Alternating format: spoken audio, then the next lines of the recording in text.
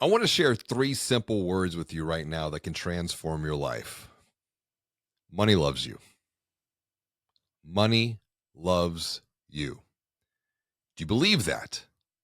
More importantly, how do these three simple words make you feel right now? Well, these three words are the title of a new book that we're going to explore together on today's episode of the Banking on Digital Growth podcast. You're listening to the Banking on Digital Growth podcast.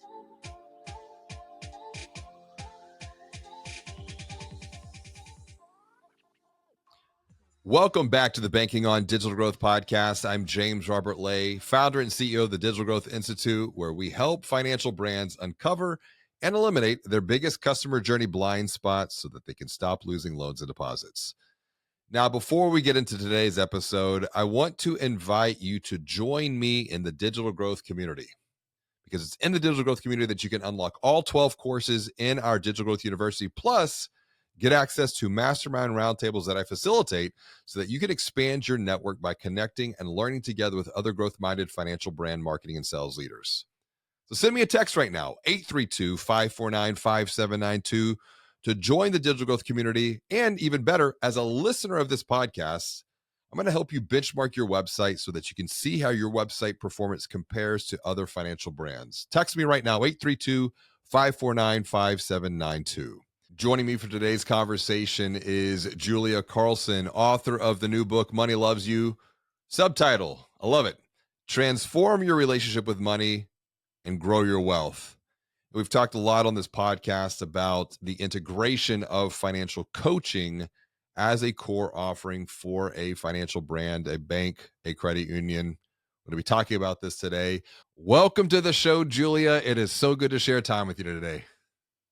Thank you for having me. I'm happy to be here. Well, you've got a new book, Money Loves You, and we're going to dive into that. But before we get too far ahead, what is good in your world right now, personally or professionally? It's your pick to get started on a positive note. Yeah, there's been a lot of momentum that has been on the backside of launching this book, Money Loves You. And for me, I always like to keep things fresh and exciting. So we launched a financial coaching business that goes along with the mindsets that I talk about in the book. And then now we're actually creating a whole new level of services for entrepreneurs. That this foundation, this money mindset, is a really strong foundation for entrepreneurs as they build big businesses. Well, let's talk about this idea of financial coaching, in how this book came to be. Right? Why write the book, and why now? And the reason I want to start with this is because I have been encouraging financial brand leaders, bank leaders, credit union leaders to think about integrating coaching into their product offering. It's something that I proposed all the way back in my first book, Banking on Digital Growth. And it's good to see momentum happening, although what I'm seeing more is momentum happening outside of the industry, quote unquote, from people like you, Shannon McClay over at the Financial Gym. Why write the book and why now? Because you come from a banking background, correct? Yeah, I do. I started my career in the banks when I was 19, and then they moved into an investment department within a bank when I was 20, and then left the bank when I was 23 to start my own business. So, but I do have a lot of like that. I love the bank. I think banks have a great relationship with their clients. But I think at the time I felt like a glass ceiling where I just wanted to do more, right. And got on that track. But I think that the reason why I wrote this book is over 25 years of working with individuals, couples, business owners with personal finance and financial planning is how much some people take the advice and run with it, and then others, the mindsets get in the way. Like we talk about, hey, here's what you have to do. And they just can't seem to get traction and stay in, whether they're staying in debt, staying in self-sabotaging behavior, staying in kind of a negative money mindset story, if you will, and they just can't make that progress. So I think this book is about how do we really examine our relationship with money? What's a possibly a new way to frame it and think about it, and then really transform your mindsets. And it's really about how our inner wealth, how we think about ultimately ourselves, is what translates on the outside and building our outer wealth.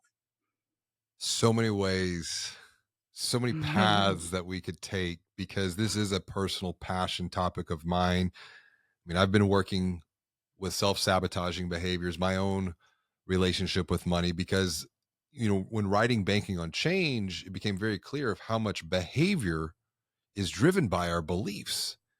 And 95% of our behavior runs at a subconscious level. So we're not even aware Yeah, of it. And when I think about the opportunity within financial services, and helping people to improve and level up their financial lives, their financial well-being, which is very closely connected to their physical well-being and their mental well-being and their relational well-being. It's all interconnected.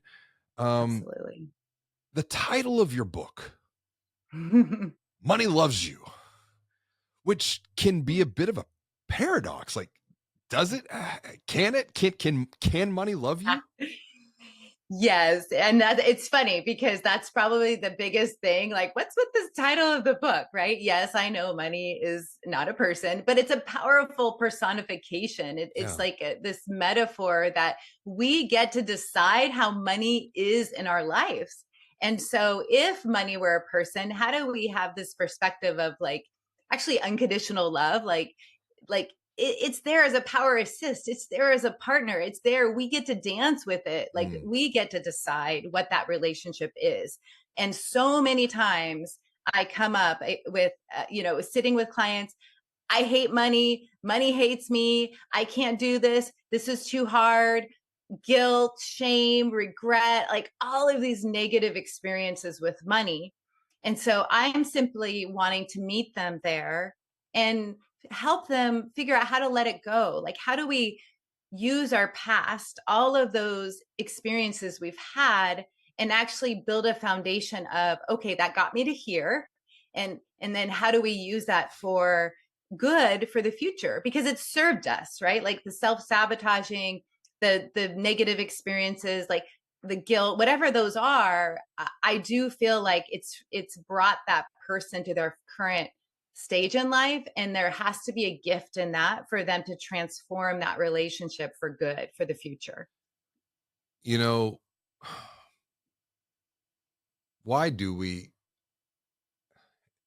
and maybe this is too broad of a question, Yeah. why do some have a negative emotion or a negative attachment around the idea and the concept of money? Guilt, shame, anger. Where does that come from? Well, I believe that it gets rooted in our subconscious from life experiences. So it could be from caretakers, parents early on, like, we can't afford this. We don't have enough money. Like, even things that weren't said in a household get planted. Like the experiences, they like kids are very they will pick up what's going on very easily. Yes. I was recently doing a master class, 5 mindset habits of the wealthy. And I asked my 15-year-old son, hey, do you want to join us tomorrow? You can totally be on this class. And he said, Mom, I don't need that. I already have that. So I'm like, oh, interesting. Of course he does. He's been raised in a family that talks about money. We have healthy relationships with money. My husband and I are both entrepreneurs. It's like we are like, so you have to really go back, I think, into your history and figure out, what is my money story? What are my earliest beliefs around money? I had things that happened in my late teens that impacted self-sabotaging spending habits in my life. So I had this rooted belief that I was not good enough, and I was trying to go buy my way to worthiness, and that didn't go well. And so years later, I had to figure out, where is this deep rooted belief coming from? Oh, it's coming from that experience. So now I can start unwinding it. That actually created like a habit in me to be successful because, I wanted the money to go do things. So I worked really hard to get to my worthiness to be able to go spend and do the things that I wanted to do. So when I look back, was it healthy? No, I was a work addict.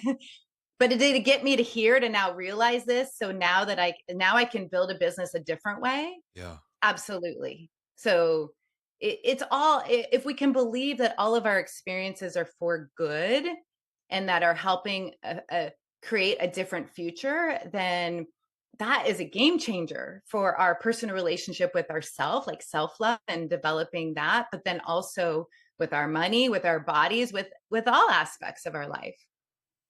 I appreciate you opening up a little bit just with your own personal money narrative and what was framing and forming to get you to where you're at today. And that didn't prevent you, didn't stop you. You're actually able to look back and transform perhaps what could have been at the time a very negative experience into a learning experience.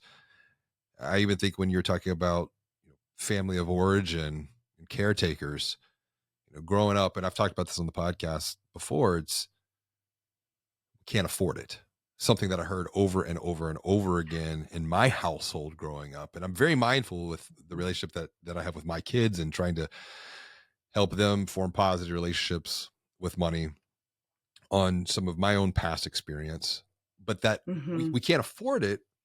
It did lead to an entrepreneurial drive, but then there were Hmm. issues of self-worth, and going out, and it's like make a lot of money, go spend a lot of money, make a lot of money, go spend a lot of money, and buy the things or to experience the things that I didn't get to experience as a kid. But then in reality, you're still empty. Like it's not fulfilling anything, for Yeah. what I was really looking for.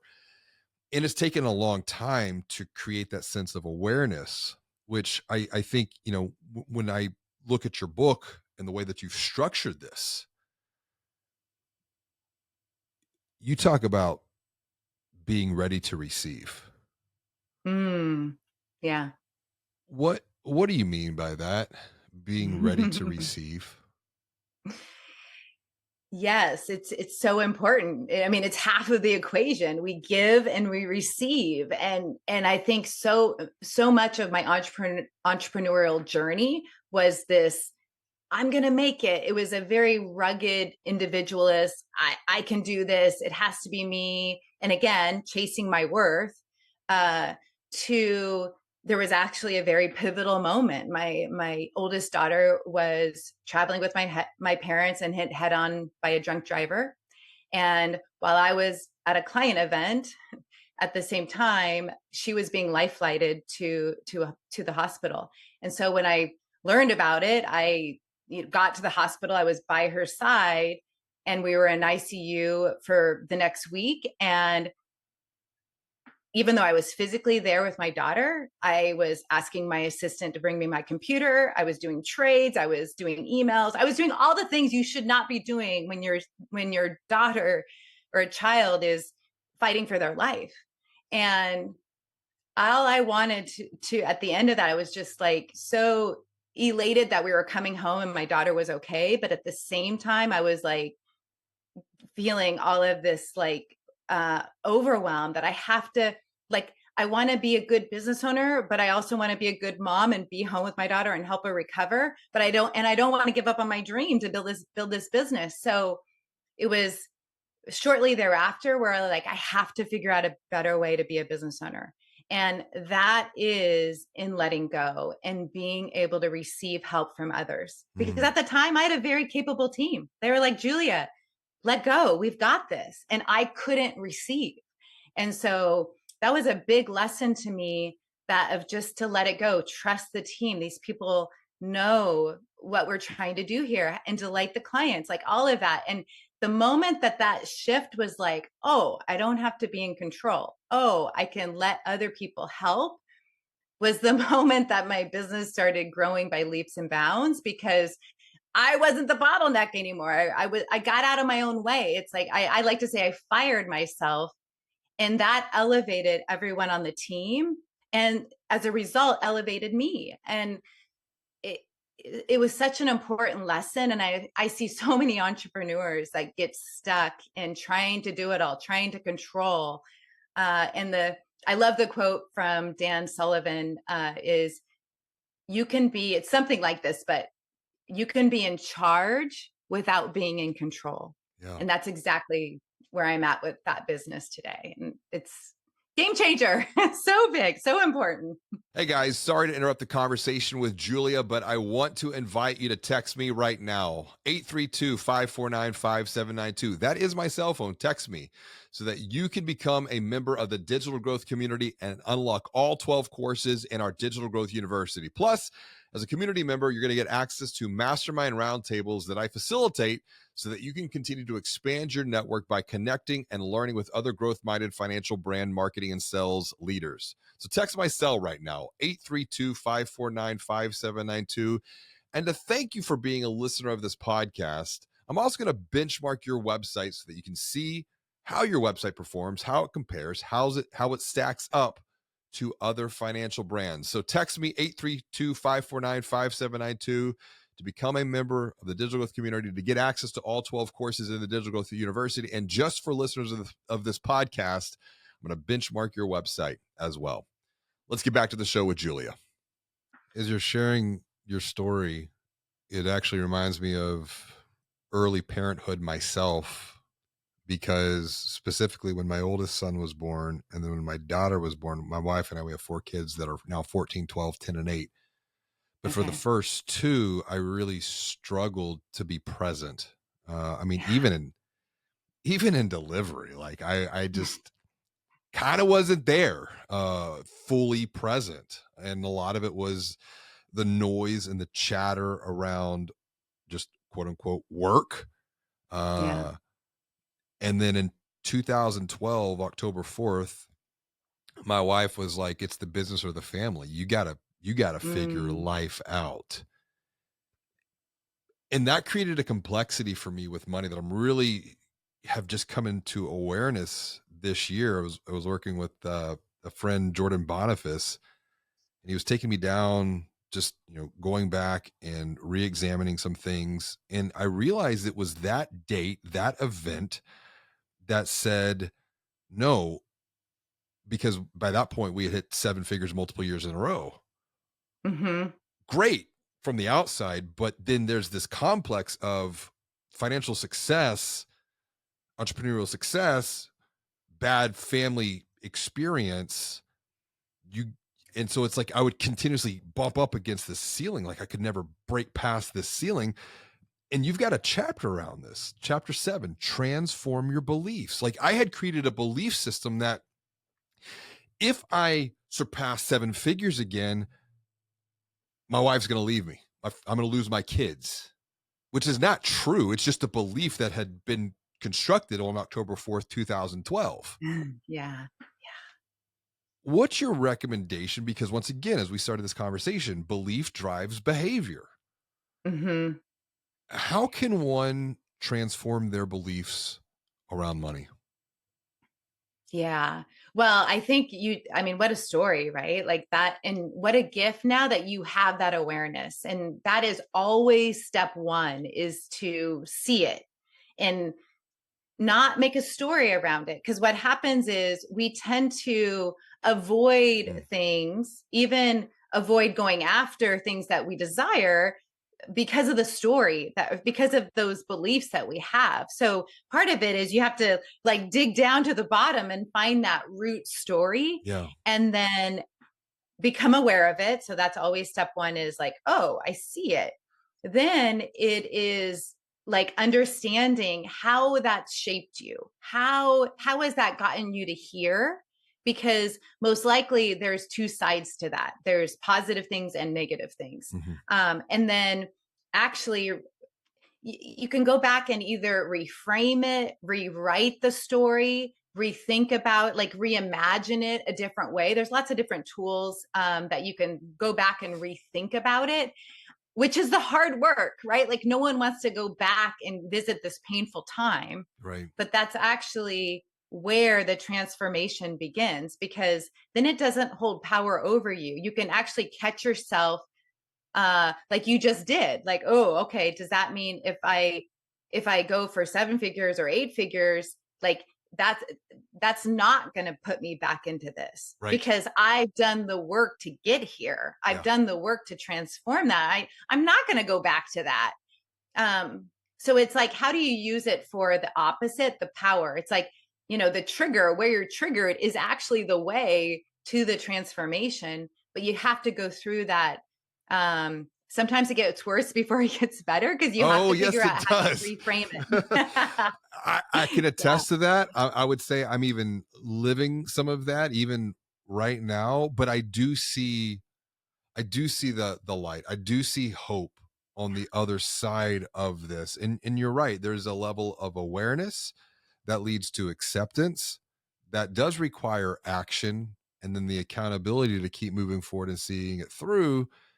And I think what this boils down to is, like you said, reframing, but it's also looking at just things differently. It's a matter of perspective. And absolutely. when it comes to money, when it comes to finances, like, I think of Florence Scovel Shinn, who wrote a Yes. book, The Game of Life, and I how to have it play on it. I have it right here. Okay. So someone recommended that book to me about 2 years ago. I recommended it to Audrey, my ops lead and podcast co-host on some episodes, and we actually do a behind the cover series, which she's helping behind the scenes right now with this episode. And I would ask her, "Is like, did we talk about that book? Have we not? We haven't. We need to talk about it because we do a behind the cover series with the books that we read. But when you think about the game is run by rules, and you're like, no, no, no. Mhm. In your book, you're like, we need to shatter conventional rules. What are the conventional rules around money that need to be shattered, and why? Yeah. So I like the word boundaries. Boundaries are good. Boundaries are like, okay, they're going to keep us safe, right? Mm-hmm. Rules are very black and white. And Yeah. so when we approach something like budgeting with black and white rules, it's going to cause us to either, backlash at the rules, run the other direction, or just say like, F it, I don't care, right? Yes. So I think it's so important when you're thinking about money, like every human has to work with money. Right. And we are all unique. We're all wired differently. And so I think it's so critical that we don't take on other people's rules, that Mhm. we get to decide how do I work best with money. Some people like a really strict budget. Other people, a lot of people do not. I don't like a strict budget. I like to be empowered with my money. I like to know where my money goes, but I also like to set really, big, like I know where my money is going. I Mhm. know I know I'm on track to financial independence. I am financially independent. I've done this for, gosh, I've been tracking money since 2005, like Wow. every quarter. Like that's my system. I've got it. Like I don't need to worry about a budget. Other people do. So I guess what I'm saying is everyone should approach it of what works best for them, which is going to take trial and errors. It's going to take, oh, that didn't work. I got to learn from that. How do Mhm. I like try it differently? I like to think about it like every 30 days we get usually a reset because you get paid every 30 days at least. Like you get a reset of how you do money. Right. So I think it's giving people the permission to you get to write it the way that you want. Like that's the idea behind the spirit of the book is like, hey, here's some boundaries, here's some ideas, but you're in charge. Yeah. It's your S- money. And the mind is very powerful because the mind, and this is something that I wrote about in Banking on Change. It's like the way we perceive the world. It's like a movie, and Mhm. if we don't like the movie, we are in control. It's like we own the theater. We own the theater of the mind. And if we don't like the movie, guess what? We can write a new script, become a new actor, become a new director, become a new producer, and that's choice. But Yes. sometimes it requires some inspiration. And Yeah. what what is this? You write about this in the book, inspired wealth. What's the inspiration behind inspired wealth? Yeah, that's a great question. I think it is that you are leading with, like, you're inspired to either change, you're Mm, inspired to grow your wealth. You're like, you're doing it on purpose, would be the way that I would think about it, is because I can't tell someone um to do something if they don't want to do it themselves. Like we want to help people that want to be helped. And so inspiration comes from within. It comes from, motivation is the head. Like I can motivate you and you may stay motivated a day or two, but inspiration comes from the heart. It comes from within. That, hey, if I'm inspired, that's lifelong. That's like, it doesn't become hard work. It just becomes who you are and the way that you live. I I want to dive deeper into this because this is something that I'm seeing right now just within my own work within financial services. It's Hmm. like there are 4 steps that lead to human transformation. And that's true, I believe, if we're talking about quote unquote digital transformation within an organization, marketing or sales transformation, cultural transformation, that's all internal. But for Yeah. a financial institution to go external to think about financial transformation for an account holder, these 4 paths, these 4 steps remain the same. It's human behavior. Step number 1 is to help someone gain a different perspective, to help someone see different. Mm. A- Yeah. And when you help someone see something different about themselves or where they've been or where they're at or where they could go, their thought patterns begin to change. So the next step is they're going to think different. And when Yeah. working with financial brand leaders, and I ask them in workshops, I'm like, okay, great. So when you see different, you are going to think different. Do we agree? Yes, great. So what happens next? So you see different and then you think different. Then what? And about 98 and 99% will say, well, I'm going to act or I'm going to be, or I'm going to do different. And then I question them, are you really going to do that? They're like, well, what do you mean? I go, are there things in your life right now, whether personally, professionally, you know that you need to change? You need to take action, but you're failing to do so. And I put myself out there. I'm like, I'm the first one. Like, there are a lot of things that Yeah. I have awareness of, but I'm failing to take, make acceptance and take action on. To bridge the gap between the thought and the action comes down to one thing, it's the feeling, it's the emotion, Mm. it's the Yeah. desire to do or to be or to act different. Yeah. And I think that's where we can loop this conversation almost full circle because desire, you mentioned motivation. I often say motivation to change, that's like a muscle. Motivation is going to eventually tire and fatigue. And I'd love to get your take on this too, because I've often said that inspiration can often be like a light or a candle. Like it can be very bright at Hmm. one moment, but then over time, that light can dim, that candle can begin to burn out. And this is where the coach comes back into play to relight the fire, to provide the accountability, to perhaps even lift the weight alongside you so that, or run Yeah. alongside you for thinking like a marathon right here. Where's the role of coaching when it comes to guiding people through different financial seasons? And what are the financial seasons that we must be aware of? Yeah. Really good. I love all of that. Spot on. So good.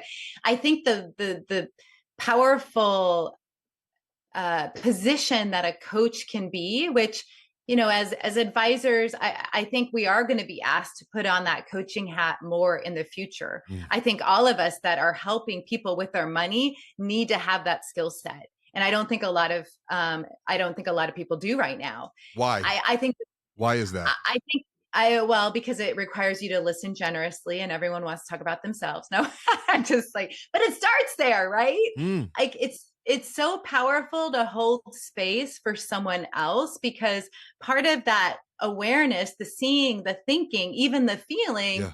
is to be able to reflect back to that client, to verbally process with them Right. all of those things that are happening. And that is that's uncomfortable for a lot of people because they don't have that insights in themselves. And so I think it is a skill set that needs to develop. Like for my advisor team, we have an outside trainer come in and teach our advisors how to develop those coaching skills.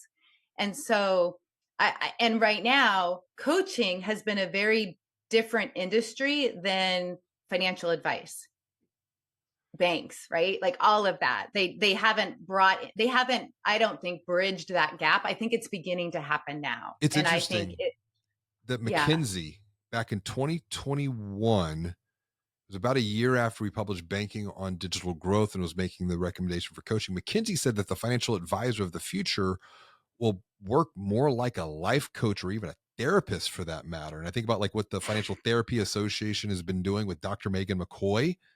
It's the Yeah. intersection of money, which has tended to be very logical and or at least from within the industry, and then Hmm. emotions, the kind of the head, the heart. Yeah. So I how did you develop this capability yourself? I mean, what's the impetus for that behind the scenes? Yeah, I mean, I feel like I've always been very interested in investing in my own development. So I've done lot of coaching programs. I've done just anything to improve my skill set as a whole person, Mm, but also in the financial world as well. And so I think it's because I have done this work on myself that then I have now, like I've gone through coaching training. I've wanted to get these skill sets, and right. just because that makes me a better leader, a better financial advisor, a better entrepreneur. All of that, I think, like we are our best investments is back into ourselves first, our team, our companies, and Yes. so I think it's and I've seen the power. I've seen the power to be a facilitator, to be that coach between a husband and wife, between business partners. It's so when I can see that transformation happening by simply holding the container, if you will, the safe space to have these conversations, Hmm. it's like, wow, what they can move forward and do together is just so powerful. As we start to wrap up, and you're right, there's a lot of power in the facilitation, in the conversation, in the dialogue, the discussion, and the discourse. And I Yeah. do hypothesize that as we move further into this quote unquote age of AI, simply being able to make a human connection and have a conversation, that's coming back to Dan Sullivan from Strategic Coach, which once again, you and I have both had a lot of coaching. I've been in 12, 14 years of therapy myself, marriage counseling. Yeah. Yep. So a lot of work, a lot of investment. But to make that human connection and to have that conversation, that's our unique ability as Hmm. people in an age of AI where automation is continuously increasing. For someone who is watching or listening and they're at a bank, they're at a credit union, maybe they're a financial advisor, investment, what's your recommendation to to move them forward, to take a small step so that either A, they realize that money loves them so that they can transform their relationship with money? Because I think a lot of times people within financial services, there's some imposter syndrome going on. It's like I work in this vertical. How Hmm. but I'm helping people do this, but I can't even do this myself.